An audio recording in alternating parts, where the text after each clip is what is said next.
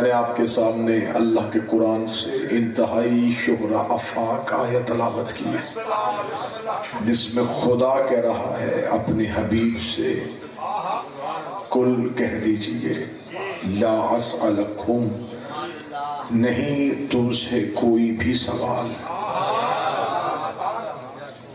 میں نے اپنی جتنی بھی رسالت پہنچائی اس کا کوئی بھی سوال نہیں کیا، الا سوائے اجر المودۃ فی القربا، صرف ایک ہی اجر چاہتا ہوں اور وہ قربا کی مودت چاہتا ہوں۔ اس آیت میں خدا حکمن کہہ رہا ہے کہ آپ کہیے، یہ آپ نے امت سے کہنا ہے، یہ سوال آپ پہ واجب ہے، آپ نے امت سے اپنے قربا کی مودت مانگنی ہے، یہ سوال آپ پہ واجب ہے۔ تو نتیجہ تو پہلی ہی صدر میں سامنے آ گیا کہ جن کی مودت مانگنا نبی پہ واجب ہو، امت پہ کیا ہو۔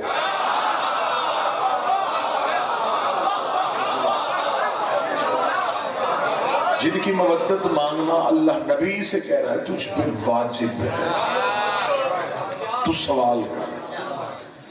اب ہر سوال جو ہوتا ہے اس کے اندر تین جہتیں ہوتی ہیں، یا چھوٹا بڑے سے مانگتا ہے، یا بڑا چھوٹے سے مانگتا ہے، یا برابر والا برابر والے سے مانگتا ہے۔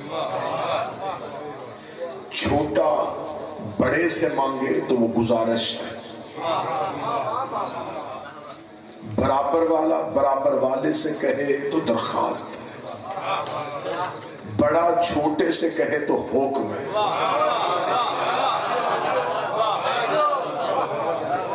استاد جب بچے سے سوال کرتا ہے تو وہ اپنے علم کے لیے نہیں کرتا، امتحان کے لیے کرتا۔ جب شاگرد استاد سے سوال کرتا ہے تو وہ امتحان کے لیے نہیں، علم کے لیے۔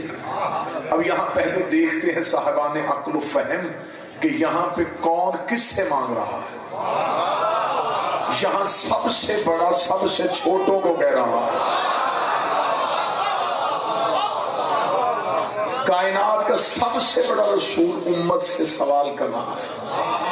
اس کا مطلب یہ جو سوال کر رہا ہے یہ برائے احتیاج نہیں، یہ امر ہے، یہ حکم ہے۔ نبی امت کو حکمن سوال کر رہا ہے، میں مانگ رہا ہوں تم سے ان کی مودت۔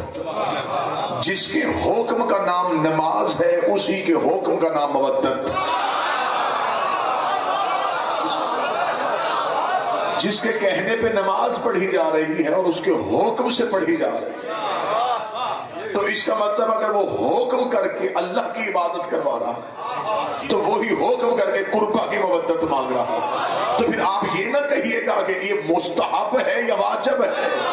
اگر نماز واجب ہے تو ان کی مودت بھی واجب ہے۔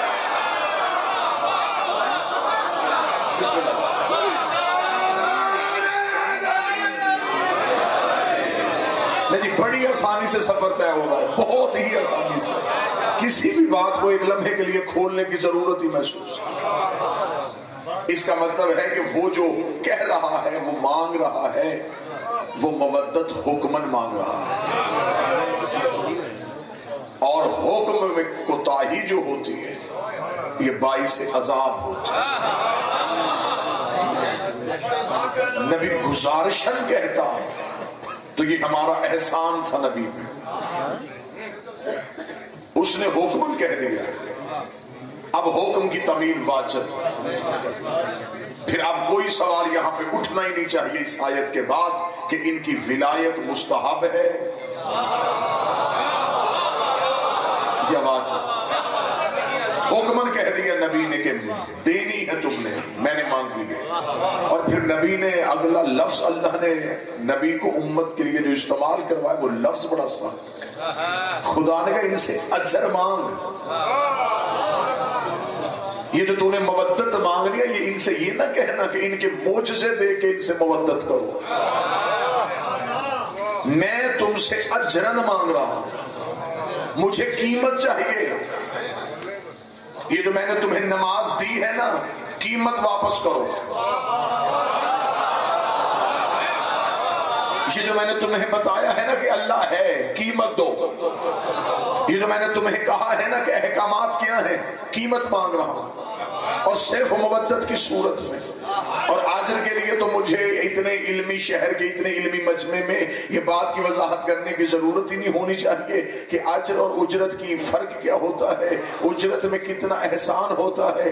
اگر آپ کسی درزی سے اپنے کپڑے سلوائیں اور اسے اجرت نہ دیں، اور اسے گھر آ کے آب زمزم سے دھو لیں، مکے اور مدینے کا عطر چھڑک دیں، اور اسے پہن کے ساری رات اللہ کی نماز پڑھتے رہیں، بارگاہ توحید میں سجدے کرتے رہیں، صبح کو آ کے کسی بھی مرضی کے مولوی سے پوچھیں کہ میں نے لباس کی قیمت نہیں دی تھی، دھویا آب زمزم سے تھا، مکہ اور مدینہ کا عطر اس پہ چھڑکا تھا، پوری رات میں مصلی میں بیٹھ کے نماز پڑھتا رہا ہوں، آپ مجھے شریعت کا مسئلہ بتائیے، کیا میری نماز ہو گئی ہے؟ تو وہ فوراً کہے گا یہ نماز باطل ہے، تجھے نماز دوبارہ پڑھنی پڑے گی. اس سے سوال کیجئے گا وضو میں غلطی نہیں تھی، قرات میں غلطی نہیں تھی، سجود و رکوع میں غلطی نہیں تھی، تو پھر نماز کیسے باطل ہو گئی؟ وہ کہے گا تو نے لباس کی قیمت نہیں دی تھی. پھر حد ہو گئی ہے، تو لباس کی قیمت نہ دے تو اللہ نماز قبول نہیں کرتا، تو دین کی قیمت نہ دے تو اللہ سجدے کیسے قبول کرتا؟